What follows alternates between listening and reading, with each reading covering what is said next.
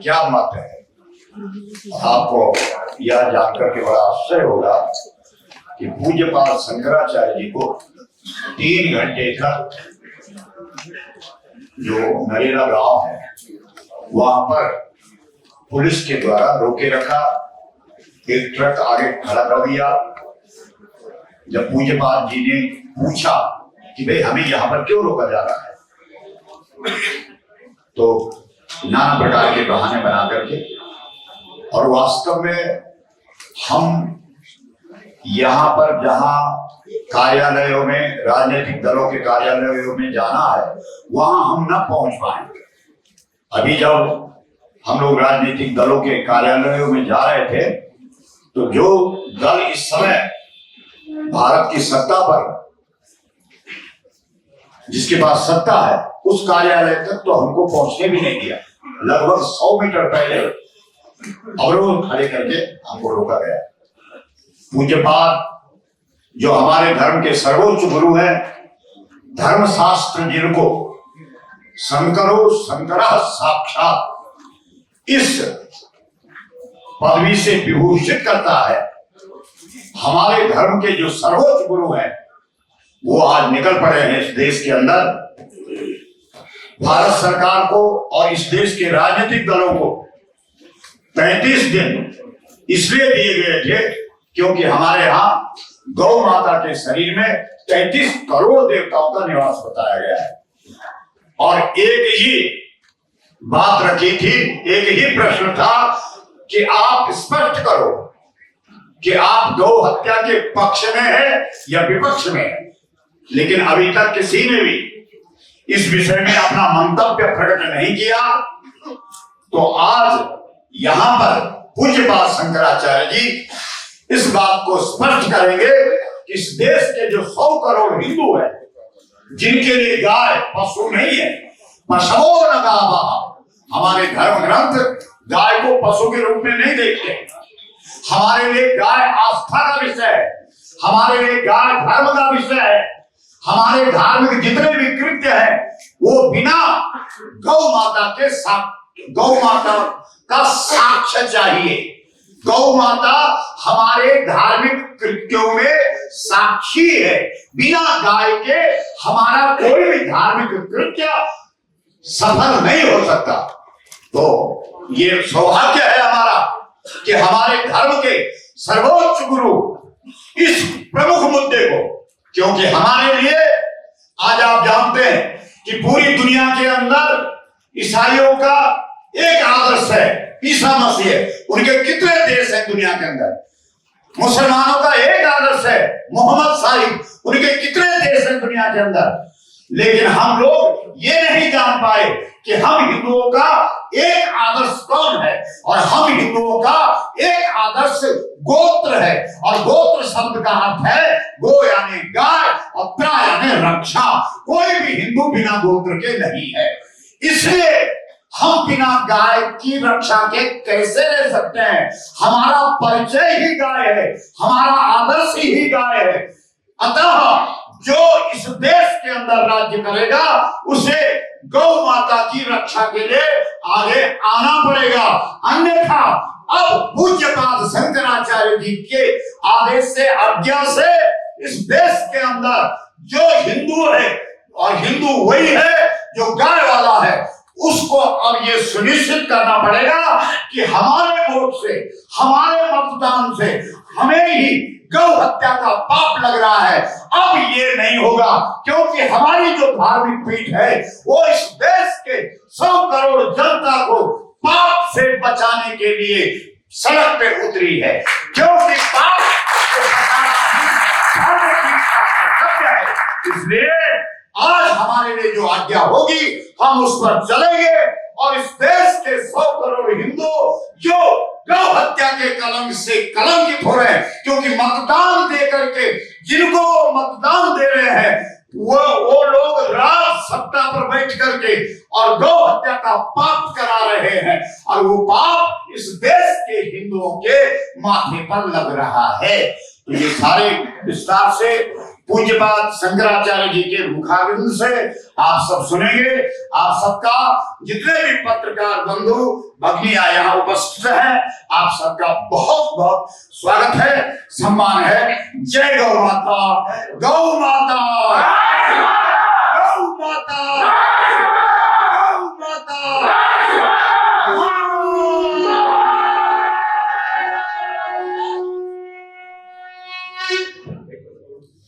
पूज्यपाद जगत गुरु शंकराचार्य भगवान को आगे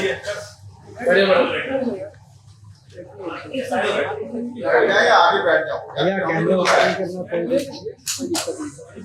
या तो इतने कर रहे हैं नीचे बैठ नहीं तो आप वहां बैठ के हम बैठ जाते हैं। कृपया शांति बनाए रखें।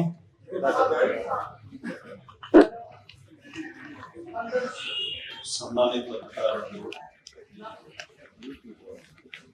हमको बड़ी सुविधा होगी अगर एक बार आप हाथ उठा करके बता देंगे कि आप पत्रकार हैं, क्योंकि कुछ लोग मिलजुल रहे हैं इसी। ठीक है बंधुओं, ये गुरु का काम क्या हो सकता है? उसका काम है शिष्य को दृष्टि संपन्न बनाना, ताकि शिष्य उचित अनुचित, धर्म अधर्म, पाप पुण्य इनको अलग अलग करके देख सके, समझ सके कि ये वाला चीज ये पाप है, ये पुण्य, ये सही है, ये गलत है। विवेक इसी को कहते हैं वेदांत की भाषा में। विवेचना करके अलग कर देना, ये इस संसार में दोनों मिली हुई चीज है। झूठ और सच ये दो चीजें हैं, दोनों बिल्कुल विरुद्ध है, लेकिन इस संसार में दोनों मिली हुई। इसलिए गुरु का काम है कि दोनों को अलग कर दे, साफ साफ दिखा दे कि ये देखो ये झूठ है, ये सच है। तो आपको हमने संक्षेप में बताने का प्रयास किया कि ये गुरु का काम है कि वो भ्रम को निराकरण करे और सच्चाई को सामने लाए। यही काम हमको करना पड़ रहा है गौ माता के संदर्भ में। पूरे देश में एक बड़ा भ्रम फैला हुआ है, ये गौ रक्षक हैं, ये गौ रक्षक हैं, ये गौ रक्षक। अपने देश में कोई है नहीं जो कहता हो कि मैं गौ हत्यारा, कोई नहीं कहता। सब कहते हैं हम तो गौ रक्षक। विशेष करके जिनसे हम यहाँ राजनीतिक दलों की बात हम कर रहे हैं, क्योंकि वही संसद में जाकर के कानून बनाते हैं। हर पार्टी जब खड़ी होती है हमारे सामने बोलने के लिए, अपने आप को गौरव तो बताती है। कभी कभी तो उनके फोटो आ जाते हैं ऐसे दुलारते हुए और पुचकारते हुए कि मन पसीज जाता है। छोटापन लगने लगता है कि हम तो कितने छोटे लोग भक्त हैं, ये कितने बड़े लोग। कभी कभी उनके वक्तव्य आप सुनिए, उनके दिल में जितना दुख है उनके वक्तव्य से दिखाई देता है, लगता है कि हमसे ज्यादा दुख उनके मन में। कभी कभी वो ऐसी बातें कहते हैं कि लगता है कि क्या बात है, ऐसा ही कोई व्यक्ति हमारा नेता। लेकिन बंधुओं, जब आंकड़े निकल करके आते हैं तो ये सारी बातें एक तरफ हो जाती हैं, बिल्कुल झूठी साबित हो जाती हैं उन आंकड़ों के सामने। गौ हत्या निरंतर बढ़ती चली जा रही है देश में, और गौ माता के प्रति जो भावना रखने वाले लोग हैं, रोज उनके सीने में खंजर चुभोया जा रहा है, रोज उनको दुख होता है, रोज उनको तकलीफ होता है। हम एक तकलीफ की ओर आपका ध्यान आकृष्ट करना चाहेंगे, और वो तकलीफ है हम जिनको अपने जीवन में सर्वाधिक महत्व देते रहे, ऐसे हमारे श्री गुरु जी महाराज। हमारे गुरु जी स्वतंत्रता संग्राम के सेनानी थे। हमने एक दिन एकांत में उनसे पूछा, गुरु जी आप तो संन्यास धारण कर चुके थे बचपन में ही, तो फिर युवावस्था में आप स्वतंत्रता संग्राम सेनानी क्यों बने? क्या आपके मन में थोड़ी बहुत राजनीति की इच्छा थी? तो उन्होंने हमारी ओर देखा, मुस्कुराए और फिर थोड़ा ठहर करके उन्होंने उत्तर दिया, नहीं, हमारे मन में राजनीति की कोई आकांक्षा नहीं। तो हमने कहा फिर सन्यासी को इस तरह के काम में जिसमें तोड़फोड़ भी शामिल है, नाराबाजी शामिल है, क्या जरूरत? तो उन्होंने कहा कि देखो बेटा, हमको ये बताया गया था कि अंग्रेज गौ हत्या कर रहे हैं, गौ हत्या को रोकने के लिए इनको देश से भगाना जरूरी है, इसीलिए हम स्वतंत्रता संग्राम सेनानी हैं। और फिर उन्होंने जो कहा वो वाक्य कभी नहीं भूलेगा हमको। उन्होंने कहा कि बेटा, अगर हम जानते कि देश ऐसा बनेगा जैसा अब बन गया है तो हम बिल्कुल स्वतंत्रता संग्राम में भाग लेंगे। एक बच्चा था स्वतंत्रता संग्राम सेनानी के मन में है, क्योंकि जिस उद्देश्य से उसने स्वतंत्रता संग्राम में भाग लिया था, लंबे समय तक जेल भोगी थी, वो उद्देश्य भटक गए। हमारे देश के हर नेता ने वक्तव्य दिया है जो कि रिकॉर्ड पर है, आप कभी भी कहीं भी पढ़ लिख सकते हैं, देख सकते हैं। कहा था कि आजादी होने के बाद पहली कलम से गौ माता का आदेश निर्गत किया जाएगा, गौ रक्षा का आदेश निर्गत किया जाएगा, कानून बना दिया जाएगा। लेकिन 78 साल हो गए, हमको दिलासा पे दिलासा, ये पार्टियां दिए जा रही हैं, ये नेता दिए जा रहे हैं, और गौ हत्या निरंतर उसका ग्राफ बढ़ता चला जा रहा है। अब तो हालत ये है कि पूरे विश्व में दूसरे नंबर पे भारत आ चुका है, पहले नंबर की होड़ लगी हुई। तो ऐसी परिस्थिति में और गायों की संख्या भी निरंतर कम होती चली जा रही है, उनका संकरीकरण हो रहा है, और जो गाय नहीं है, गवाह हैं, गाय जैसी दिखती हैं, उनको गाय बना करके हमारे सामने प्रस्तुत कर दिया गया है। ऐसे में बहुत बड़ा भ्रम गाय के बारे में भी फैल गया है।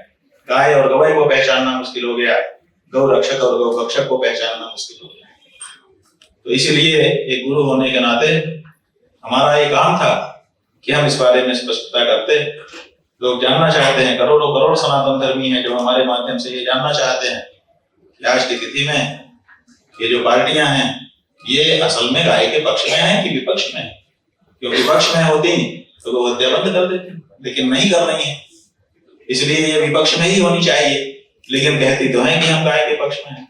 तो महाराज साफ साफ क्या है, ये है पक्ष में कि नहीं पक्ष में? तो हमने कहा भी ठीक है, हम ही पूछ के बताए देते। तो हमने इन लोगों से कुंभ में पूछा कि बताओ तुम गाय के पक्ष में हो कि विपक्ष में हो, लेकिन कोई नहीं बोला, सब चुप रहे। फिर हमने कुंभ बीत जाने के बाद कहा बताओ, कोई नहीं बोला, सब चुप रहे। 33 दिन का समय, जैसा कि अभी गोपाल मणि जी ने आपको बताया, दिया गया, इन 33 दिनों का मौका है अंतिम, आप बता दीजिए। कुछ नहीं बोला किसी ने। तब आज 33वें दिन हमको दिल्ली आना पड़ा। बंधु कार्यक्रम हमने ये कहा किया था कि 33वें दिन दिल्ली के रामलीला मैदान में हम बैठेंगे और वहीं बैठ करके पूरे दिन प्रतीक्षा करेंगे। लेकिन रामलीला मैदान की परमिशन हम लोगों ने ली, वो मिल गई। परमिशन मिलती है जांच करके ही मिलती है, बिना जांच के नहीं मिलती है। वो परमिशन मिल गई हमको, लेकिन जब हमारा कार्यक्रम नजदीक आ गया तो अचानक एक शाम हमारे व्यक्ति को फोन किया गया कि आप कार्यालय आ जाइए और रिजेक्शन का लेटर ले जाइए, आपका जो अनुमति आपके कार्यक्रम के लिए मिली थी वो निरस्त कर दी गई। हम लोगों ने पूछा क्यों निरस्त की गई? कहते हैं लॉ एंड ऑर्डर बिगड़ जाने का मामला आ गया है, तो संभावना है। हमने कहा बताओ तो कि ये संभावना किसकी ओर से? क्या हम ही लोग बिगाड़ने वाले हैं? ऐसी आपके पास कोई सूचना आई है या कोई दूसरा है जो बिगाड़ने वाला है, उसकी सूचना आई है? अगर सूचना आई है तो वो कौन है? लेकिन उसको बताने के लिए तैयार नहीं, कह रहे हैं ऊपर से हमको आदेश है। अब ऊपर से आदेश आप समझ सकते हैं कि किसका हो सकता। इसका मतलब हम लोगों ने ये निकाला कि ये जवाब देना नहीं चाहते, बल्कि जो सवाल पूछ रहा है उसी को बैठने देना नहीं चाहते, कि सवाल ही पूछने के लिए ना बैठे। हमने कहा कोई बात नहीं, अगर हमको बैठने नहीं दे रहे हो तो हम चल के कर लेंगे अपना काम, और चलने से ज्यादा अच्छा है कि आपको हमारे पास नहीं आना पड़ेगा, हम ही आपके पास पहुंच जाएंगे। तो आज हमने इसी तरह से अपना पूरा दिन बिताया और संसद में जो पार्टियां हैं उनके दफ्तरों पर जाने का कार्यक्रम बनाया। लेकिन बंधुओं, जानबूझकर कि हम पार्टियों के दफ्तर में ना जा सके, हमको रास्ते में जब हम अपने वाहन में बैठे हुए थे, ला करके एक ट्रक खड़ा कर दिया गया और ड्राइवर उतर करके चला गया और फिर 3 घंटे से ज्यादा समय हमको वहीं पर खड़े रखा गया, ये कह करके कि आप आगे नहीं जा सकते। हम लोग पूछते थे, कारण नहीं बताया जाता था, आगे नहीं जा सकते, आगे नहीं जा सकते। एक बात तो हमने कहा कि हम वाहन छोड़ करके पैदल ही चले जाते हैं, तो रस्से बांध दिए गए रास्ते में कि हम आगे जाने ही नहीं देंगे, पैदल भी नहीं जाने। ये परिस्थिति किसके साथ? गौतम गौतम के साथ। और यही नहीं मतलब, जब हम आए तो सबसे पहले हम भारतीय कम्युनिस्ट पार्टी के दरवाजे पर गए। रास्ते में सबसे पहले वही मिली। भारतीय कम्युनिस्ट पार्टी के दरवाजे पर उनके पदाधिकारी फूल माला लेकर के खड़े थे। वो हमारे पास आए और उन्होंने हमको स्वागत किया और कहा कि आपका जो ईमेल है वो हमारे पास नहीं पहुंचा है, क्योंकि ईमेल के अक्षरों में कुछ गड़बड़ी हो गई। आज ही हमको आपका पत्र मिला है, हम अपनी पार्टी में इसको रख करके जल्दी ही लिखित रूप से आपको सूचित करें। हमने कहा कोई बात नहीं, अगर ये बात है कि आज ही मिला है, बहाना ही आप अगर ले रहे हैं तो भी कोई बात नहीं, कम से कम कह तो रहे हैं और कह रहे हैं हम सूचित करेंगे। तो हम वहां से आगे बढ़े। वहां से फिर हम कहाँ गए? कांग्रेस पार्टी के दफ्तर में गए। कांग्रेस पार्टी के दफ्तर में जब गए तो वहां पर भी लोग खड़े थे। उन्होंने कहा कि हम कार्यालय के प्रभारी हैं, डाटा इंचार्ज हैं, हम आपकी बात अपनी पार्टी के बड़े नेताओं तक पहुंचाएंगे। क्या कह सकते थे? और कुछ कह ही नहीं सकते थे। अभी तक उनके पास बात जैसे पहुंची ही ना हो। कोई जिम्मेदार आदमी वहां पर हमको नहीं मिला जो हमको बताता कि आपकी बात पर हमने मंथन किया है और ये निष्कर्ष निकला। इसका मतलब है औपचारिकता तो निभाई गई, लेकिन जवाब वहां से हमको नहीं। फिर वहां से हम आगे चले। फिर बीजेपी कार्यालय जा रहे थे। बीजेपी कार्यालय दिखाई देने लगा गाड़ी से, ये सामने है, लेकिन 50-60 मीटर दूर ही अचानक पुलिस ने बैरिकेडिंग लगा दी। बहुत सारी पुलिस थी और हमको वहां पर रोक दिया गया। हमारे लोग नीचे उतरे गाड़ियों से, जाकर के पूछा क्या बात है। 15 मिनट तक जिद करते रहे कि नहीं आप वहां जा ही नहीं सकते। बीजेपी एक जनता के बीच की पार्टी है। अपने कार्यालय के सामने, अपने गेट के सामने हमको नहीं आने देना चाहती, वहां नहीं जा सकते। हम लोगों ने कहा भाई हमको जो बात करनी है कैसे करेंगे। तो फिर 15 मिनट की जिसके बाद उन्होंने एक कर्मचारी को बुलाया जिसका नाम भगीरथ था। उसने कहा मैं एक कर्मचारी हूँ, भगीरथ मेरा नाम है, मैं क्या कह सकता हूँ आपकी बात अपने से बड़े जो अधिकारी हैं उनको बता सकता हूँ।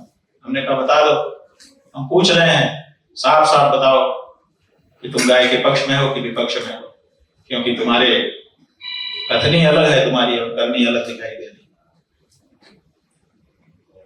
दरवाजे बीजेपी ने हमारे बंद कर लिए। हमने वहां पे सवाल किया कि इसी तरह से अगर हिंदू भी तुम्हारे लिए दरवाजा बंद कर ले तब तुमको कैसा लगेगा? इस बात का विचार करना।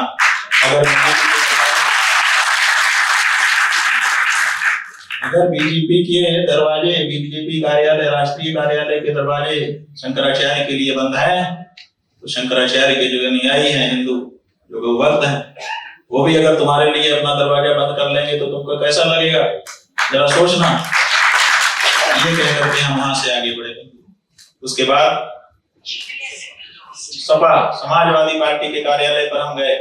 समाजवादी कार्यालय पर जब हम गए तो वहां पर कार्यालय के प्रभारी थे व्यक्ति, वो हमारे सामने आए।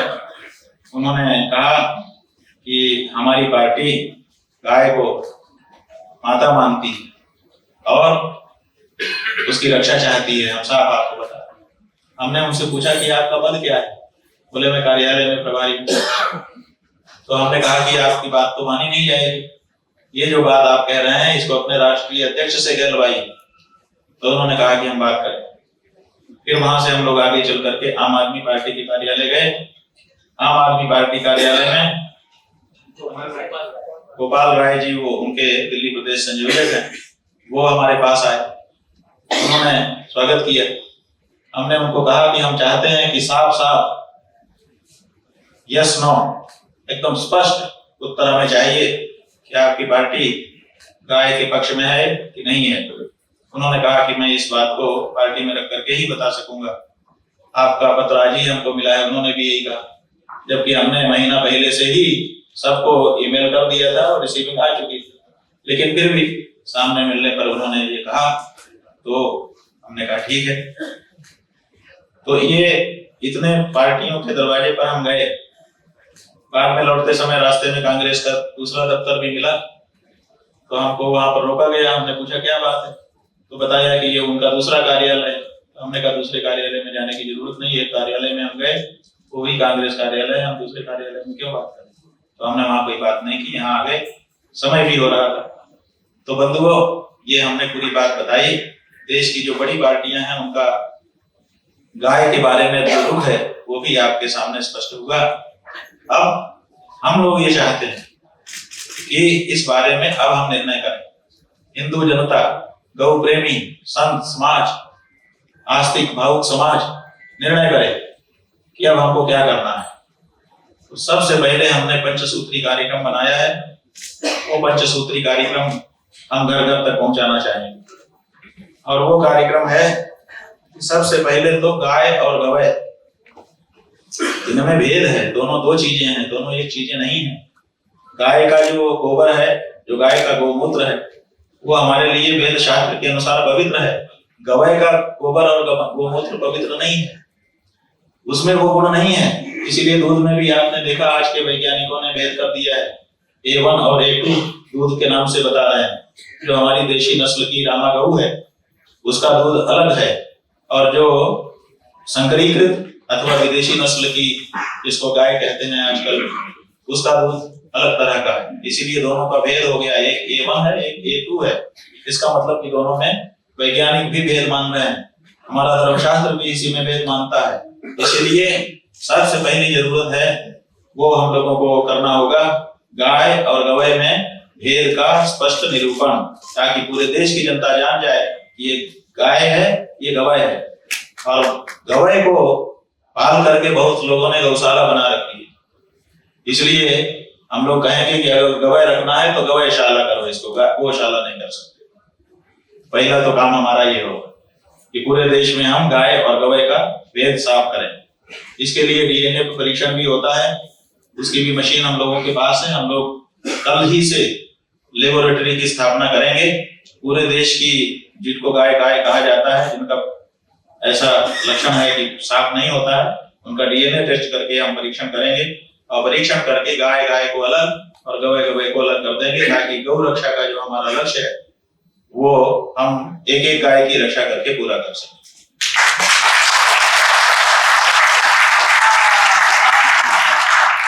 दूसरा कार्य हम लोग अब हाथ में अपने लेना चाहेंगे कि गौ माता के श्री विग्रह में 33 कोटि देवता है। उन 33 कोटि देवताओं की प्रीति के लिए हम लोगों ने आहुतियां देना शुरू कर दी हैं। कुंभ में 324 कुंड की ये विशाला बना करके हम लोगों ने 1100 पंडितों के माध्यम से आहुतियां विधि विधान के साथ दी। 2 करोड़ 61 लाख आहुतियां वहां पर हम दे पाए, पूरा महीना जब ये चलाया था। अभी 30 करोड़ से ज्यादा आहुतियां बाकी हैं। तो हम चाहेंगे कि ये देव प्रीति का जो कार्य हमारा चल रहा है, इससे जन जागरूकता भी आ रही है, लोग जुड़ रहे हैं और गौ माता के लिए एक आहुति दे रहे हैं। तो इस कार्य को तेज करके जहां जहां जितने की संभावना हो वहां यज्ञशाला बना करके और विधि विधान के साथ 33 कोटि देवताओं को प्रीति, उनकी प्रसन्नता के लिए यज्ञ किया जाए, ताकि देवता जागृत हो, वो हमको शक्ति प्रदान करें इस कार्य में। क्योंकि हमारी शक्ति अभी सीमित है, अभी हमको बहुत सारी शक्ति संग्रहित करना है। तो दैवी शक्ति के आधान के लिए 33 कोटि आहुतियों का जो संकल्प लिया गया था, उस संकल्प को पूरा करना, और साथ ही साथ 33 कोटि गौ मतदाता तैयार करना कि हम उसी पार्टी और प्रत्याशी को वोट देने का संकल्प लेते हैं जो पार्टी गौ माता के प्राण और उसकी प्रतिष्ठा की रक्षा के लिए शपथ पूर्वक वचन देती है कि हम अगर जीते तो पहला काम यही करेंगे। ऐसा शपथ पत्र देने वाला जो भी दल होगा, अब आने वाले चुनाव में गौ प्रेमी जो गौ मतदाता के रूप में संकल्पित हो जाएंगे, वो उसी पार्टी या प्रत्याशी को वोट देना शुरू करेंगे, ताकि ये जो भ्रम के कारण जो गौ हत्या से संबद्ध हैं ऐसे लोगों को हम अपना वोट दे रहे हैं। इससे गौ हत्यारों को समर्थन देने के कारण हम भी गौ हत्या का पाप स्वीकार करते हैं। तो गौ हत्या का पाप हिंदू जनता को ना लगे, इसके लिए उसके सामने ये बात स्पष्ट करना है। तो घर घर जा करके लोगों को सही बात बताना और उनको गौ माता बनाना, ये हमारा दूसरा कार्य होगा, जिसको हम पंचसूत्री कार्यक्रम में दूसरा कहते हैं।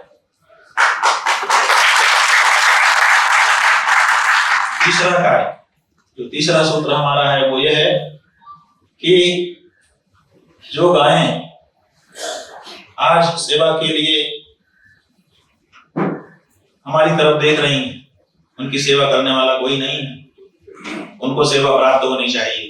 वो हमारी माँ है, हम उनके बेटे हैं, हमारा कर्तव्य है और उनका अधिकार है कि वो हमसे सेवा प्राप्त करें। इसके लिए जन सहयोग से हम ये कोशिश करेंगे कि हर सनातनी एक गाय एक मेरी गाय मेरा गौरव, इस नाम से हम मुहिम चलाएंगे। और मेरी गाय मेरा गौरव, तो हर सनातनी की एक गाय होगी। उस गाय के लिए वो कुछ सेवा का संकल्प करेगा और वो गाय उसके पास अगर रखने की जगह नहीं है और उसके पास समय नहीं है कि वो स्वयं कर सके, उसके लिए रामाधाम बनाए जाएंगे।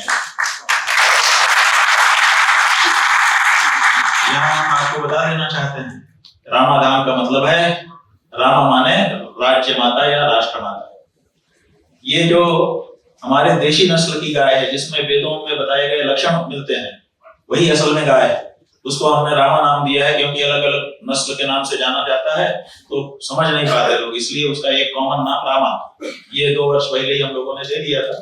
तो वो रामा गाय का जो निवास स्थान होगा वो रामाधाम होगा और वो उसकी एक यूनिट बना दी जाएगी 108 गायों के लिए। 108 गाय प्रोटोकॉल के साथ कैसे वहां रहेगी, कैसे सवेरे उनकी दिनचर्या शुरू होगी, कैसे उनको स्नान कराया जाएगा, फिर उनकी पूजा होगी, फिर उनको भोजन दिया जाएगा, कैसे उनको विश्राम कराया जाएगा, कैसे कैसे उनकी देखरेख की जाएगी, उसका एक प्रोटोकॉल हम लोग शास्त्रों के अनुसार बनाएंगे। और रामाधाम में 108 गाय एक यूनिट में रहेगी। अगर उससे ज्यादा गाय होती है तो दूसरा रामाधाम बनेगा, उसमें वो रहेगी, लेकिन एक रामाधाम में 108 ही रहेंगी, ताकि सुचारू रूप से व्यवस्था चल सके, बजटिंग सही की जा सके, वहां की दिनचर्या जो है उसको नियंत्रित किया जा सके और उसका एक केंद्रीय स्थान हो जहां से सबको कमांड दी जा सके। तो ऐसे 3 लाख रामाधाम देश में स्थापित किए जाए। ये रामाधाम जो स्थापित करना चाहता होगा वो कर सकेगा। मॉडल हम देंगे, अगर वो कहेगा कि हमारे लिए बनवा दीजिए तो वो हम विशेषज्ञता के साथ बनवा देंगे ताकि उसको ज्यादा खर्चा न लगे। और उसके यहाँ से जो गव्य पदार्थ तैयार होंगे उसकी खरीदी भी हम कर लेंगे। जैसे हमारे देश के किसान न्यूनतम समर्थन मूल्य अपनी पैदावार का मांग रहे हैं, वैसे ही जो गाय से प्राप्त होने वाला गव्य है उसका एक न्यूनतम समर्थन मूल्य भी हम निर्धारित करके रखेंगे। और अगर वो हमको नहीं दे करके कहीं और अच्छे दाम में देना चाहता है तो उसको पूरी छूट है, उसके ऊपर कोई बंधन नहीं रहेगा। तो ये रामाधाम जो लोग चलाना चाहते हैं वो लोग हम लोगों से संपर्क करेंगे, उनको हम मॉडल भी देंगे, उनको हम संचालन के लिए असिस्टेंट भी देंगे, सहयोग भी देंगे। और वहां पर रह रही गायों के लिए अगर उनको आर्थिक सहयोग की जरूरत पड़ेगी तो जनता से प्राप्त करके वो भी उनको प्रदान करेंगे, ताकि वहां पर हमारी गायें प्रतिष्ठा के साथ मजबूरी का जीवन न जिए बल्कि सहज जीवन जीते हुए हमको आशीर्वाद प्रदान कर सकते हैं, पूरे हिंदू समाज को आशीर्वाद प्रदान कर सकते हैं। तो ये तीसरा उपक्रम। चौथा जो हमारा उपक्रम है बंधुओं वो ये है कि हम जो 3600 सुप्रीम कोर्ट ने अपने फैसले में कहा कि देश में 3600 बूचड़ खाने हैं जिसमें गौ माता को काट करके मांस बनाया जाता है। 2005 में जब ये मुकदमा सुप्रीम कोर्ट में आया था, ये गुजरात के कसाईयों ने यह मुकदमा सुप्रीम कोर्ट में दाखिल किया था कि ये तो हमारा परंपरागत जीवन आधार है, इस पर कुछ लोग हमको रोक रहे हैं। उस समय गुजरात की जो सरकार थी वो भी इसमें पार्टी बनी थी और मुख्यमंत्री थे श्री नरेंद्र मोदी जी, जो इस समय प्रधानमंत्री। उस समय उन्होंने इसमें बहुत दिल लगाया था। और जब ये फैसला आ गया कि केंद्र सरकार को केंद्रीय कानून इस गौ माता के बारे में बनाना चाहिए, ऐसा सुप्रीम कोर्ट ने कह दिया, और मनमोहन सरकार ने कानून नहीं बनाया, तब गुजरात के मुख्यमंत्री के रूप में हमारे नरेंद्र भाई मोदी जी ने वक्तव्य दिया था, जो कि इंटरनेट पर उपलब्ध है, आप कभी भी देख सकते हैं, कि सुप्रीम कोर्ट के आदेश के बाद भी मनमोहन सिंह गांव के लिए कोई केंद्रीय कानून नहीं बना रहे हैं। कितना गलत है। ठीक है, वो गलत कर रहे थे, तभी तो हम लोग उनको हटा देकर आपको ले आए।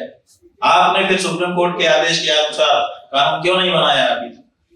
ये बड़ा सवाल उत्पन्न होता है। तो वो जो निर्णय है, उस निर्णय में ये बात डाटा लिखा गया है कि 3600 लाइसेंसी कारखाने हैं, और फिर लिखा है कि 36,000 बिना लाइसेंस के कारखाने, कत्ल खाने, कारखाने मान कत्ल कारखाने जहां मांस उत्पाद होता है। तो हम एक गौ रक्षा सेना बनाएंगे।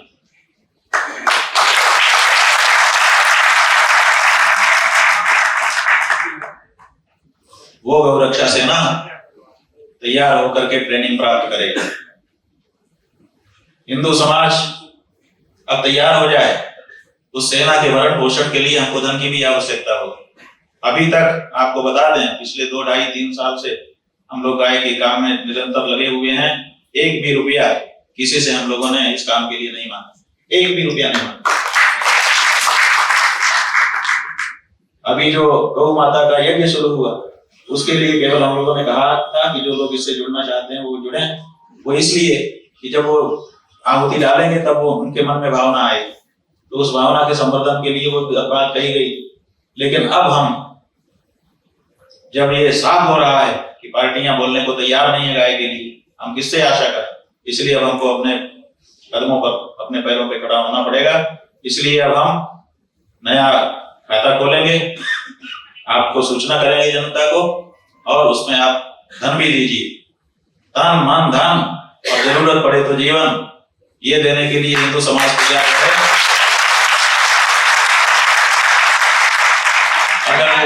अगर वो गौ रक्षा चाहता है, और अगर गौ रक्षा नहीं चाहता है तब तो कोई बात नहीं। क्यों? क्योंकि अब ये निर्णायक लड़ाई है। आप लोग में से बहुत से लोग कहते थे शंकराचार्य क्या करते हैं, शंकराचार्य क्या करते हैं? मठों में एयर कंडीशन कमरे बना करके बैठे हुए हैं। आपका शंकराचार्य सड़क पे खड़ा हुआ है। शंकराचार्य आपके सामने नहीं था। आपने नेताजी को अपना धर्माचार्य मान लिया, ठीक है, लेकिन वो धर्म नहीं बता पाए। उसने धर्म को अधर्म के रूप में निरूपित कर दिया। ये सब आपके सामने है। इसलिए अब गौ माता के संदर्भ में सब चीजें साफ हो चुकी हैं। इसलिए खुली आंखों से देखो और देख करके खड़े हो जाओ, और अपनी माँ की रक्षा के लिए जो तुम्हारा दायित्व है उसका निर्वहन करो। तो गौ रक्षा सेना बनाई जाएगी, और ये गौ रक्षा सेना वो जो 3600 3600 उचड़ खाने हैं जिनको गाय काटने का लाइसेंस मिला है, उनको नोटिस देगी ये सेना कि खबरदार, जो हमारी रामा गौ आपने काटने का, और अगर इसके बाद भी अगर वो मान जाएंगे बहुत अच्छा है। बाकी चीज के बारे में हम नहीं बोलेंगे, क्योंकि अभी हमारा पिन पॉइंट एजेंडा है केवल रामा गौ की रक्षा। गवाही भी हम छोड़ दे रहे हैं, केवल रामा गौ की रक्षा के लिए बात कर रहे हैं। इस बात को ठीक से समझ लीजिए कि हम गवाही की भी बात नहीं कर रहे हैं अभी। वैसे तो हम हिंदू हैं, एक एक चींटी को भी नहीं मारना चाहते, हम हिंसा के ही विरुद्ध हैं। लेकिन हमारी नीति ये कहती है सर्वनाशे समुत्पन्ने अर्धम त्यजति पंडितः। जब सर्वनाश समुत्पन्न हो तो आधा छोड़ देने वाला भी बुद्धिमान कहा जाता है। तो ऐसी परिस्थिति में हम गवय और गाय दोनों की रक्षा नहीं कर पा रहे हैं, तो कम से कम पहले गाय की रक्षा करें। इसलिए गवय को अभी हम माफ करें, गवय हमको, लेकिन हम अभी उसकी रक्षा नहीं कर पाएंगे, पहले गौ माता की रक्षा करने का प्रयास कर रहे हैं। तो ये अगर कोई रामा गाय को लाइसेंस लेकर के काटने की का दुस्साहस करेगा, नोटिस के द्वारा 1, 2, 3 नोटिस दे करके उसको जागरूक किया जाए, उसके बाद भी अगर करता है तो हमारे गौ सैनिक दावा बोलेंगे। और सरकारें, पुलिस प्रशासन, कानून सब देख ले। सुप्रीम कोर्ट को भी हम अनुरोध कर रहे हैं कि हमारे हृदय की भावना को समझे हम एक हिंदू हैं और एक हिंदू होने के नाते हमने जिसको माँ कहा है उसको काट काट करके बेचा जा रहा है, वो हम नहीं सह पा रहे हैं।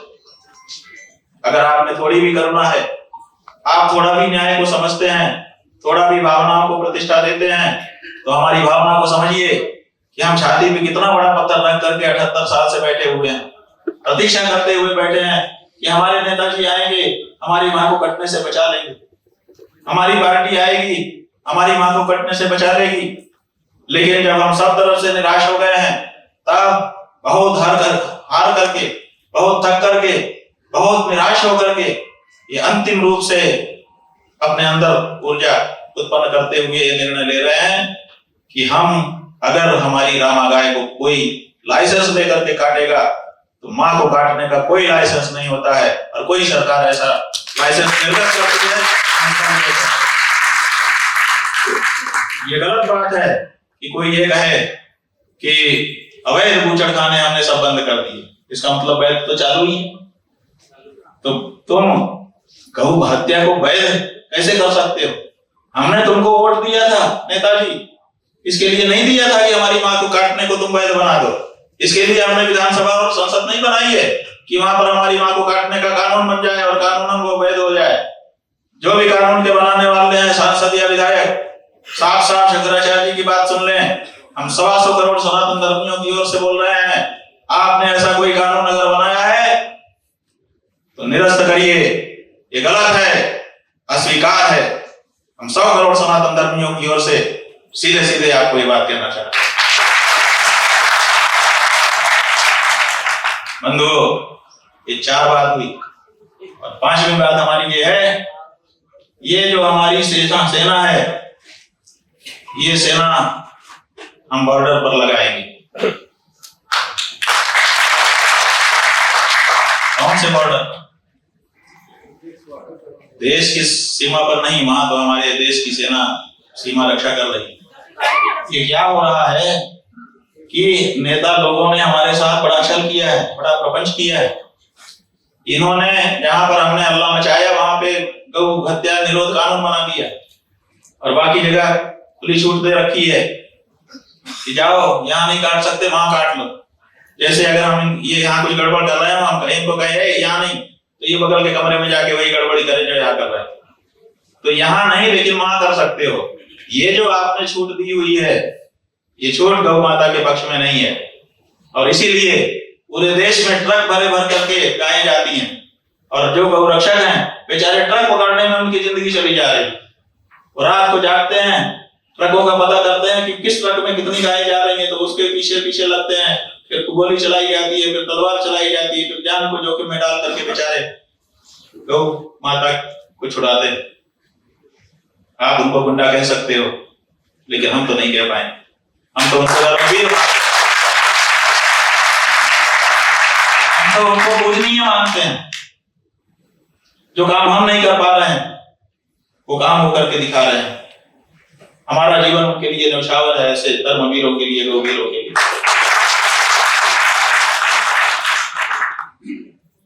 तो हम जो बात कह रहे थे वो ये कह रहे थे कि जो हमारे प्रदेश हैं देश में, उनकी सीमा पर जिन प्रदेशों ने गौ हत्या विरोधी कानून बना दिया है वो तो ठीक, कुछ तो किया कम से कम, लेकिन जिन प्रदेशों ने नहीं बनाया है, इसका मतलब है स्पष्ट कि वो गाय को काट काट के खाना चाहते हैं। तो अगर कोई गाय को काट काट के खाना चाहता है, ये बात हमको पहले से पता है, तो फिर वहां उस प्रदेश में हम अपनी गाय भेजे नहीं क्यों? इसलिए तत्काल प्रभाव से आदेश तो हम कर ही रहे हैं, धर्मादेश, लेकिन इसका परिपालन करने के लिए हमको सेना की जरूरत पड़ेगी। उसके संगठन तक जो चाहो कर लो, लेकिन प्रदेश की सीमा पर हम बैठेंगे, हम कहीं भी गाड़ी नहीं पकड़ेंगे। जहां काटने के लिए आप ले जा रहे हो उस प्रदेश को हम गाय को अपने प्रदेश में आने से वंचित करते हैं, वंचित घोषित करते हैं। तुम गाय अपने यहाँ बुलाने के अधिकारी नहीं हो। क्यों? क्योंकि तुम गाय को काट काट के खाते हो। तो जो प्रदेश गाय को काट के खाने के लिए तैयार हैं, गाय की रक्षा का कानून नहीं बना रहे हैं, बहुसंख्यक आबादी का ध्यान भी नहीं रख रहे हैं कि हम उसी देश में रहते हैं, जिसमें ज्यादा लोग गाय को नहीं काटना मारना चाहते हैं, उनको परवाह नहीं है हमारी। तो हम चाहते हैं कि उनको गौ प्रवेश से उस प्रदेश को वंचित कर दिया जाए। तुम्हारे प्रदेश में जब गाय घुसेगी ही नहीं तो क्या खाओगे? तुम्हारे यहाँ जितनी है उतनी काट के खा सकते हो, उसके बाद वाली तो बच जाएगी कम से कम। इसलिए जिन प्रदेशों में ये कानून नहीं है, जैसे केरल में नहीं है, तो बाकी प्रदेश के दूसरे किसी भी भूभाग की गाय केरल में प्रदेश बंद कर दी जाएगी, केरल में नहीं गाय घुसेगी। इसी तरह से गोवा में, इसी तरह से पूर्वोत्तर के राज्यों में परिस्थिति है।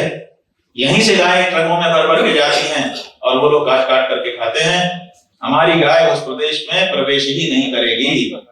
इसके लिए हमारी सेना वहां चौकी बनाएगी और सरकारों को इसके लिए परमिशन देनी पड़ेगी। हम इसके लिए संघर्ष करेंगे कि हमारी चौकी बनाने के लिए हमको मौका दीजिए, अन्यथा हम ये मानेंगे कि आपने यहाँ पर तो कानून बना रखा है, यहाँ नहीं कर सकती गाय, लेकिन वहां छूट दे रखी है कि यहाँ से वहां ले जाकर के काट लो, तो ये आपका कानून बेकार है। इसलिए आप हमको यहाँ चौकी बनाने की छूट दीजिए ताकि उन प्रदेशों में गाय का प्रवेश ही ना हो जो गाय को काट करके खाना चाहते हैं, तो उनको गौ प्रवेश से वंचित कर दिया जाए। ये 5 सूत्र हमने आपके सामने रखे।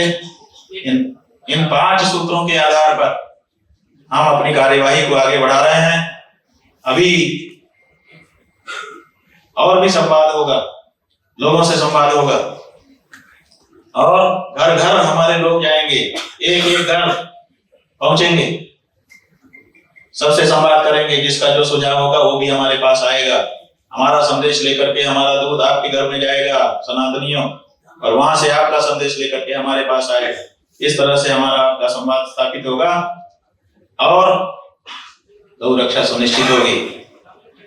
हमारा साफ कहना है कि अब आपको इस बारे में संकल्पबद्ध हो जाना है।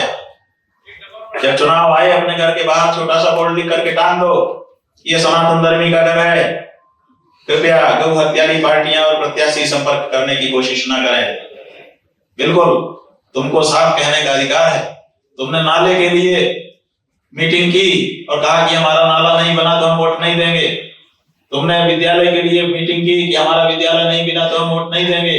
तुमने जाने किस किस चीज के लिए वो मीटिंग की, ये नहीं हुआ तो हम वोट नहीं देंगे। तुमने गाय के बारे में कब मीटिंग की? अब गाय के बारे में मीटिंग करो और कहो ये नहीं हुआ तो वोट नहीं। और जो हमारे गौ सांसद और गौ विधायक हैं, उनका दायित्व सुनिश्चित कर दिया गया है कि वो अपने क्षेत्र के सांसद को घेरें कि तुमको इस क्षेत्र के ज्यादा से ज्यादा लोगों से पूछना हो तो पूछ लो, गौ हत्या चाहते हैं कि गौ हत्या बंदी चाहते हैं। और अगर तुम्हारे क्षेत्र के ज्यादा लोग गौ हत्या बंदी चाहते हैं तो तुम संसद में खड़े होकर के कहो कि मेरे क्षेत्र के लोग गौ हत्या बंदी चाहते हैं। और नहीं कहोगे तो तुमको आगे हम नहीं चुन पाएंगे। साफ साफ उनको घेराव करके ये बात बताना शुरू किया जाए और इसके बारे में जागरूकता ले आई जाए। ये बहुत हो चुका, 78 साल कम नहीं होता है बंधुओं। इतने दिन धोखा देते रहे हमको, गौ प्रेमी बनते थे और गौ हत्या को बढ़ावा देते थे, आखिर कब तक सहेंगे? तो इसलिए अंतिम निर्णय का अवसर आ गया। हम लोगों ने सोचा था, पहले इनके लोगों ने हमसे कहा भी था कि महाराज जी हम करेंगे। 10 साल से कहते चले आ रहे थे, तो हम लोग चुप थे कि भाई चलो आशा करते हैं। फिर इन्होंने कहा कि हम माघ मेला में करेंगे। हमने माघ मेला में बड़ा कार्यक्रम किया है। उसके बाद कहा कि नहीं माघ मेला छोटा है, कुंभ में करेंगे। कुंभ में बहुत बड़ा जमावड़ा हिंदुओं का होगा। अब कुंभ से बड़ा थोड़ा जमावड़ा कहीं होगा, कहाँ घोषणा करोगे? सबसे बड़ा जमावड़ा निकल गया, उसमें तुमने घोषणा नहीं की। हम सोचते थे कि कुंभ में जो हिंदू बुला रहे हैं उन हिंदुओं को गौ हत्या बंदी कानून का उपहार यहाँ से प्रदान किया जाएगा। सब लोग प्रसन्न होकर के जाएंगे कि कुंभ नहाए और देखो गौ हत्या बंदी का समाचार मिला। लेकिन वो काम नहीं कर पाई सरकार। और हालत ये है कि हम यहाँ पर प्रतीक्षा के लिए, अपने द्वारा उठाए गए सवाल का जवाब देने के लिए एक दिन बैठना चाहते थे, हमारी अनुमति निरस्त कर दी गई। दूसरे आंदोलन आज दिल्ली में हो रहे हैं, उनकी अनुमति निरस्त नहीं है, केवल हमारे में कानून व्यवस्था बिगड़ जा रही है। हम 2 साल से भारत के हर प्रदेश में गए, सब जगह हमने गाय की बात की, कहाँ लायन ऑर्डर बिगड़ा? मुसलमान जिनको आप कहते हो कि ये लायन ऑर्डर बिगाड़ देंगे, उनके कितने ही प्रस्ताव हमारे पास आए कि हम आपके आंदोलन के साथ हैं। आप कहिए हम क्या सहयोग करें। छत्तीसगढ़ में खबरदार नाम की जगह है, वहां 1000 मुसलमान इकट्ठा हुए और वीडियो कॉन्फ्रेंस करके एक पत्रकार से नंबर लेकर के उन्होंने आपको संपर्क किया। हम दूसरी जगह कहीं पर थे, उन्होंने कहा हम 1000 मुसलमान बैठे हैं और आपकी गौ माता राष्ट्र माता का प्रस्ताव पारित कर रहे हैं, आप इसको हमको आशीर्वाद दीजिए। हमने उनको कहा और भी दूसरे कुछ मुस्लिम नेताओं के भी हमारे पास प्रस्ताव आए थे कि हम भी इसमें सहयोग के लिए आना चाहते हैं। हमने क्या कहा बंधुओं जानते हो, हमने कहा आपने ये प्रस्ताव रखा इसके लिए आपको धन्यवाद, लेकिन अपनी मां बचाने के लिए हमको आपका सहयोग नहीं चाहिए। अगर हमें दम होगा तो हम अपनी ताकत से अपनी मां की रक्षा करना पसंद करते, हमको किसी की ताकत नहीं है। हमारे पास ईसाई एक पादरी आए जो कि उच्च श्रेणी के पादरी है, कोमा में आए थे। उन्होंने हमसे कहा कि आपका गौ रक्षा आंदोलन बहुत अच्छा है, हम चाहते हैं कि इसमें आपको जो सहयोग जरूरी हो दें। हमने उनसे कहा कि आपका धन्यवाद, थैंक यू, लेकिन अपनी मां की रक्षा के लिए हम केवल अपना बल चाहते हैं, दूसरे के बल से हम अपनी मां की रक्षा नहीं चाहते। वो बैठे थे कुर्सी में, खड़े हो गए, बोले ये क्या कह रहे हैं आप? हमने कहा बिल्कुल ठीक कह रहे हैं, अपनी मां की रक्षा के लिए हम जो, अगर आप हमारी मां को मां कह सकते हो तो हम आपकी सहायता ले सकते हैं, बोलिए। तो फिर वो चुप हो गए, क्योंकि वो बोले हम अकेले तो बोल सकते हैं लेकिन हम अपने समुदाय की ओर से कैसे बोल सकते हैं। हमने कहा बस यही बात, हम उसी का सहयोग लेंगे जो गाय को मां कह करके पुकार, जो गाय को मां कहने के लिए तैयार नहीं है, उसका ना तो हमको रुपया चाहिए और ना उसकी ताकत चाहिए।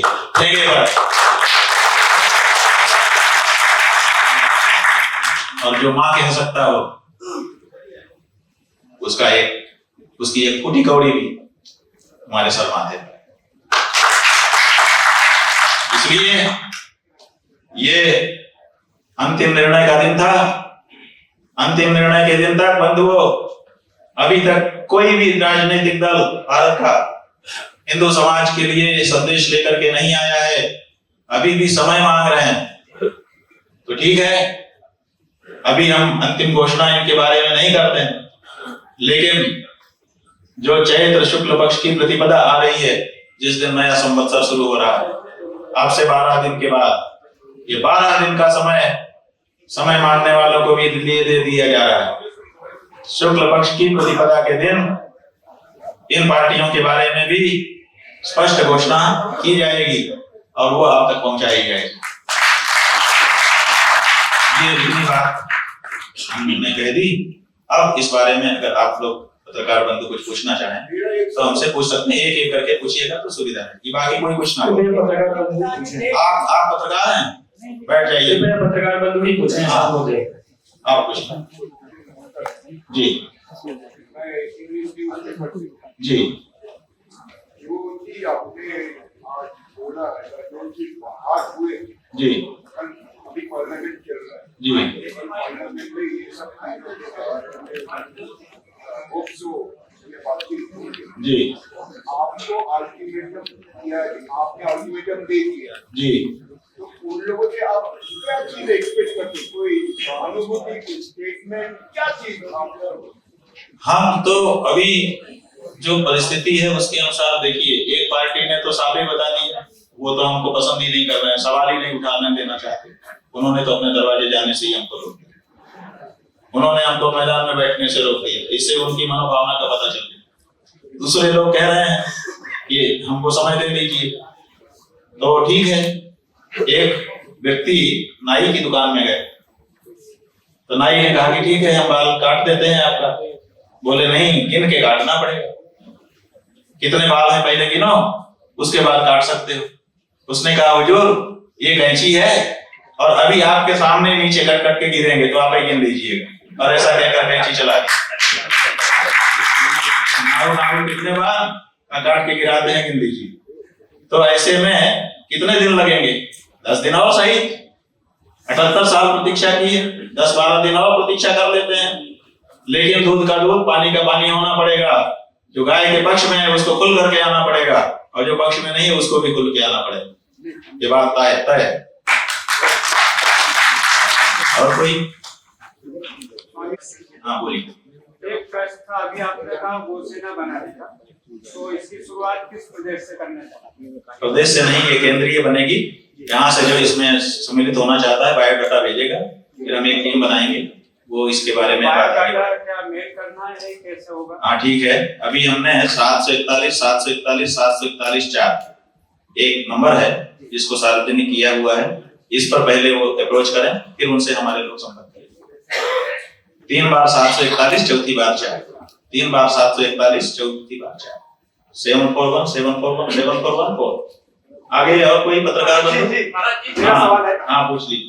मेरा सवाल है कि जिन राज्यों में गोरक्षा से संबंधित कानून नहीं बने, उनके लिए कोई राजनीतिक धरना प्रदर्शन या दबाव वाली बात ही रहेगी, समझाव वाली बात चलेगी? नहीं, उनकी बात नहीं है। एक तो बात यह है कि हम लोग मतदाता उनको वोट देना बंद करें, दूसरे उनके प्रदेश में गाय के प्रवेश पर ही रोक लगा रहा है, तो इन दोनों से उनको गाँव का महत्व पता चले।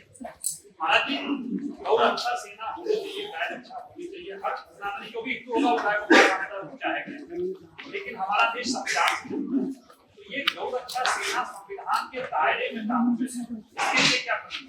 ठीक है, संविधान से हमारा देश चलता है, ये बात आपको हम बताना चाहेंगे कि आपका जो भारत का संविधान है वो एक राज्य चिन्ह निर्गत करता है।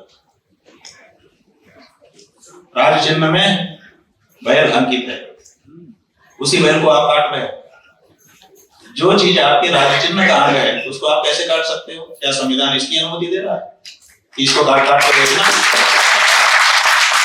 दूसरे, आपके संविधान की धारा 48 है, वो कहती है कि भारत देश में हर पशु का संरक्षण होगा, लेकिन गाय का विशेष गौ संरक्षण किया जाए। आप बताइए कि काट काट करके बेचना संरक्षण की संवर्धन की परिधि में आता है? हमने राजस्थान में जब हमारी सभा हुई थी तो राजस्थान के कुछ नेता वहां पर आए थे। हमने संबोधन में अपने कहा था हजारों लोगों के बीच में कि अगर संवर्धन काट काट करके बेचना है तो हम राजस्थान के मंत्रियों का संवर्धन करना चाहते हैं, आइए एक एक करके और काट काट करके रोटी करके आपका संवर्धन कर। कोई नहीं आया सामने। तो आपकी जब बारी हो तो आप संवर्धन का अलग अर्थ करते हो, और जब गाय की बारी हो तो संवर्धन का अर्थ कैसे दूसरा हो सकता है कि काट काट के बेचना? आप संविधान के विपरीत जा रहे हो। संविधान गाय की रक्षा करने के लिए आपको आदेश कर रहा है और आप उससे बच रहे हो, ये ठीक नहीं है। इसलिए संविधान विरुद्ध काम आप मत करिए, और गौ रक्षा सेना संविधान के अनुरूप होगी, क्योंकि संविधान उसको कह रहा है कि रक्षा होनी चाहिए। तो रक्षा करने के लिए कोई आगे आएगा तभी तो रक्षा होगी। संविधान का कागज का टुकड़ा तो रक्षा करेगा नहीं, संविधान से प्रेरित कोई व्यक्ति ही करेगा, वो व्यक्ति हमारे गौ रक्षा सेना वाले लोग। ये संविधान सम्मत है, हमने सब विचार कर लिया। हम संविधान के विरुद्ध नहीं जा रहे हैं और हम कोई अनिति नहीं कर रहे हैं हम। और दूसरी बात, आपने कहा कि ये हमारा देश बहुत लोगों को मिला जुला देश है, वैरायटी वाला देश है। इसमें हम वो भी बता रहे हैं। कोई जो ये कहते हैं कि हम संविधान से चलते हैं, इसमें मुसलमान भी हैं, उनके खाने के लिए हम कैसे मना कर दें? संविधान साफ साफ कहता है कि देश बहुमत से चलेगा, और जो अल्पमत है उसको एडजस्ट करना पड़ेगा बहुमत के साथ। तो बहुमत देश का चाहता है कि गौ हत्या बंद हो, तो अल्पमत को एडजस्ट करना पड़ेगा। अभी भी भारत में हम हिंदू बहुमत में हैं। अभी आपके व्हाट्सएप में आ रहा है कि अमुक समय हमारा बहुमत खत्म होकर के उनका बहुमत हो जाएगा, अमुक का हो जाएगा। ठीक है, जब हो जाएगा तब ना। जिस दिन हम बहुमत में हैं उस दिन तो हमको सुखाधिकार भोगने दो, उस दिन तो हमारे अनुसार कानून रहने दो। उस दिन क्यों ये कर रहे हो कि गौ रक्षा कानून? और आप देखिए, बीजेपी ने धारा 370 के बहाने कश्मीर से जो गौ रक्षा की कानून वहां पर पहले से था उसको हटा दिया। देश को बिना कंसल्ट किए, हिंदुओं को बिना कंसल्ट किए, जो वहां पर पहले से गौ रक्षा का कानून था, कड़ा कानून था। किसी के पास गाय का मांस भी मिल जाए तो 1 वर्ष की सजा थी। किसी के कोई अगर गौ हत्या का दोषी पाया जाए तो 10 वर्ष का कठोर कारावास था। आपने उसको धीरे से हटा दिया, पूरे देश को विश्वास में ही नहीं लिया। तो इससे बीजेपी के प्रति जो बात थी वो तो साफ हो गई। जिस तरह से उन्होंने हमारी अनुमति निरस्त की गाय का प्रश्न उठाने के कारण, जिस तरह से नागालैंड में जब हम गए वहां पर बीजेपी की मिलीजुली सरकार थी, उन्होंने पत्र छापा, वहां के अध्यक्ष ने कहा कि गाय खाना हमारी संस्कृति है और शंकराचार्य घुस नहीं सकते। तो जिस तरह से वहां कहा, जिस तरह से धारा 370 के बहाने गौ हत्या का कानून हटाया कश्मीर से, जिस तरह से यहाँ पर हमारी अनुमति रद्द की, जिस तरह से हमको अपने कार्यालय के सामने आने से रोका, इन सब से समझ में आता है कि गाय के लिए उनके मन में क्या बात है। तो उनका तो लगभग साफ हो चुका है, लेकिन बाकी भी पार्टियों का मंतव्य आना है। हम थोड़े दिन तक और चैत्र के शुक्ल पक्ष की प्रतिपदा तक प्रतीक्षा कर लेते हैं, उस दिन अंतिम रूप से सनातनियों को संबोधित करेंगे। ये शंकराचार्य मठ में आराम करने वाला शंकराचार्य नहीं,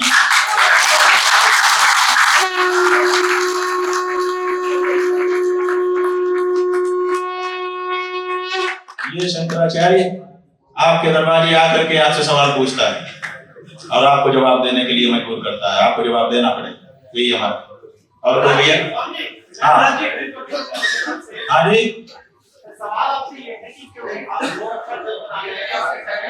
मुकदमे जेले बहुत काम किया। अब आप रामा धाम का संचालन शुरू करिए, 108 गाय का जिम्मा लीजिए। 1 साल के अंदर ये जो कचरा खाती हुई गाय दिखती है, ये जो सड़क पर ठोकर खा के बड़ी तड़पती हुई गाय दिखती है, ये जो किसान के खेत में घुस करके चलती हुई गाय दिखती है, भगाई जाती हुई गाय दिखती है, ये 1 साल में इस दृश्य को कम करिए। तो जितना हमारे गौरक्षक कर पाएंगे उतना ही तो समाज कहेगा कि हाँ ये कुछ कर रहे हैं। तो यही हमारा मीटर होगा, हमारे काम का पैमाना होगा, जिसपे आप हमारे काम को नाप सकेंगे। सुप्रीम कोर्ट से आप क्या चाहते हैं? कोई डिसीजन लिया जाए सुप्रीम कोर्ट पार्लियामेंट कानून बनाए, पूरे देश के लिए एक कानून बनाए, यही हम चाहते हैं। सुप्रीम कोर्ट को जो कहना था 7 जजों की बेंच बना के वो कह चुके। उन्होंने कहा है कि गौ संवर्धन होना चाहिए और गाय की हत्या नहीं होनी चाहिए, कह चुके हैं सुप्रीम कोर्ट। सरकारें नहीं कर रही हैं, उनके अनुपालन नहीं कर रही हैं उनके आदेश। उपाध्याय नाम है। मेरा ये सवाल है कि लोग गाय के प्रति सनातनी लोग कुछ ना कुछ अपना योगदान करना चाहते हैं। जो यूथ है वो भी, जो बुजुर्ग है वो हमसे ज्यादा कॉन्शियस रखते हैं गाय सेवा के लिए। हम चाहते हैं बच्चों में भी कुछ संस्कार डालें। सबसे बड़ा चैलेंज ये आ जाता है कि जब हम गाय सेवा के लिए जाते हैं, या मैंने खुद ये काम किया है कि मैंने 2-3 गायों को बचाया, फिर उनको डॉक्टर के पास भेजा, उनका इलाज कराया। जब हम गौ सेवा से रिलेटेड कोई भी काम करते हैं, सबसे बड़ा चैलेंज आ जाता है कि हमें लगता है कि हमारा परिवार सेफ भी है। ये क्वेश्चन मेरे पास आता है कि हम लोग अगर इसमें जुड़ेंगे, तस्करों से गाय को बचाएंगे, तो हमारा परिवार सेफ है, हमारे घर में बच्चे पता नहीं सड़क पे निकले, हमारा क्या होगा? ठीक है, ये एक भय सबको व्याप्त होता है, लेकिन इस भय से भयभीत होकर के इस भय को हम दूर नहीं कर सकते। भय कभी भी भयभीत होने से दूर नहीं होता, भय सामना करने से दूर होता है। तो इसके लिए और कोई, हाँ बेटा आप पूछ लो। महाराज जी, इंडिया स्पीक्स दिल्ली से, मेरा नाम सुजाता सनी है, मैं वहाँ से हूँ। आज 3 घटनाएं हुई हैं जो बहुत महत्वपूर्ण हैं। आज लाखों मुसलमान जंतर मंतर पर हैं और वो धरना दे रहे हैं अपने धर्म गुरुओं के साथ, और वो संविधान विरोधी जो बिल है ये वक्फ बोर्ड, उसके अमेंडमेंट के विरोध में दे रहे हैं धरना। उनको सरकार ने परमिशन दे दी, उन्हें रोका नहीं गया। वो वहां पर नारे लगा रहे राष्ट्र विरोधी और ऐसे नारे लगा रहे जो बिल्कुल भी सेकुलर नहीं है।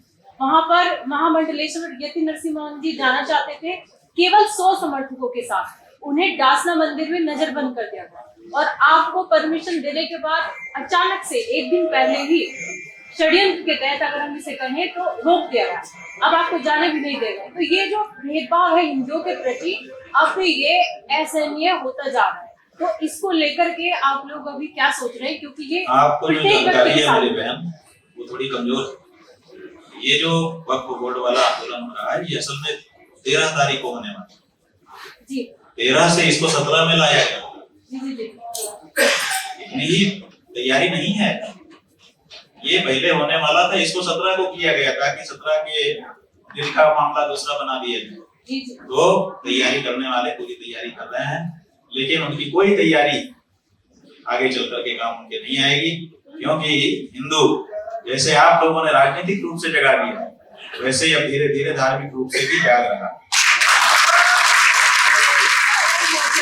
इसको लेकर के सुप्रीम कोर्ट जाएंगे आप? ये भेदभाव साफ दिखता है। नहीं, सुप्रीम कोर्ट हम नहीं जाएंगे।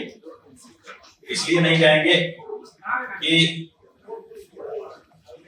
सुप्रीम कोर्ट भी अलग तरह से ही सोचता है और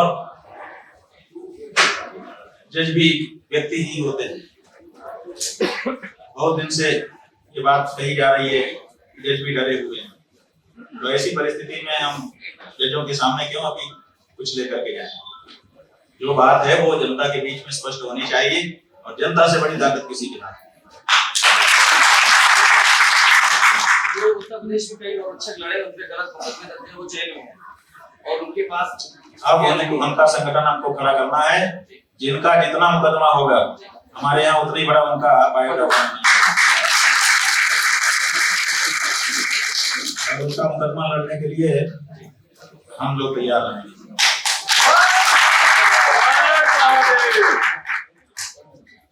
और पत्रकार बंधु, ठीक है जी, बहुत अच्छा लगा, बहुत शांति के साथ आप लोगों ने सुनी बात।